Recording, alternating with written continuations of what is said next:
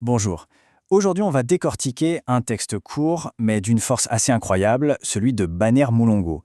C'est une critique vraiment féroce qui va utiliser la métaphore de la maladie pour diagnostiquer ce qu'il perçoit comme un mal social. On va décortiquer ensemble cette analyse qui est, vous allez le voir, très percutante. Bon, dès le début, on est dans le vif du sujet. Mulongo ne mâche pas ses mots, le diagnostic est brutal. Et cette phrase, c'est vraiment le cœur de tout son argument. Pour lui, la tribu, ce n'est pas juste une affiliation, c'est une véritable pathologie qui ronge le corps social de l'intérieur. Alors concrètement, qu'est-ce que ça veut dire cette métaphore? C'est quoi ce cancer? Et surtout, comment est-ce qu'il opère selon l'auteur? C'est ce qu'on va essayer de comprendre maintenant. Avant toute chose, il faut bien s'entendre sur les termes. Quand Mulongo parle de « la tribu », attention, il ne parle pas de lien de parenté, d'héritage culturel, non, pas du tout. Pour lui, il s'agit d'un état d'esprit, d'une vision du monde bien spécifique et, à ses yeux, profondément destructrice. Et voilà sa définition. La tribu, c'est l'espace de notre myopie. C'est une image très forte, pour décrire un champ de vision qu'on rétrécit volontairement. Une incapacité à voir plus loin que les intérêts immédiats du groupe. C'est un véritable enfermement mental, en fait. Et ce qui est intéressant ici, c'est de voir que pour Mulongo, ce concept est actif. L'état tribal, ce n'est pas quelque chose de passif. Au contraire, il exige des actions bien concrètes. Il faut obéir aveuglément au groupe, il faut haïr tout ce qui est extérieur au groupe, et bien sûr, il faut diviser pour maintenir le pouvoir de ce groupe. Mais face à cette logique d'enfermement, Mulongo propose une sortie de secours, un remède. Au-dessus de la myopie de la tribu, il place la conscience individuelle. C'est elle, notre capacité de jugement moral, qui peut et qui doit dépasser l'appartenance au groupe. Bon, maintenant qu'on a posé les bases, voyons comment cette maladie se manifeste de manière très concrète dans l'arène politique. Parce que c'est là, d'après le texte, que ses effets sont les plus dévastateurs. Et ça, c'est une idée vraiment centrale. Pour Mulongo, le tribalisme ne fait pas que tolérer la médiocrité, non. Il la rend politiquement utile. C'est logique. Quand la loyauté au groupe est plus importante que tout, un leader médiocre mais fidèle sera toujours préférable à quelqu'un de compétent mais d'indépendant.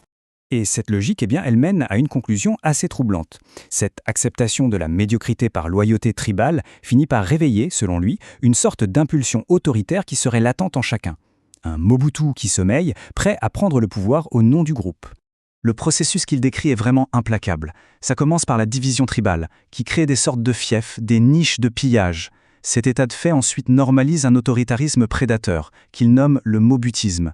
Et à la fin, la politique est complètement vidée de son sens. Elle ne devient plus qu'un simple outil pour la prédation.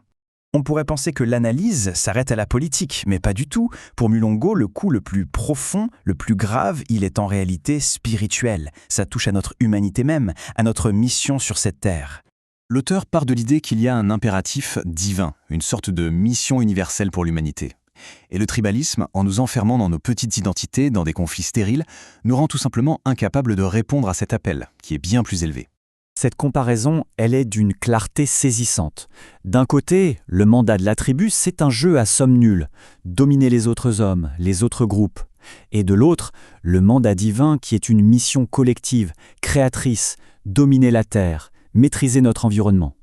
Ce sont vraiment deux visions du monde qui s'opposent radicalement. Les conséquences, les pertes, sont donc immenses.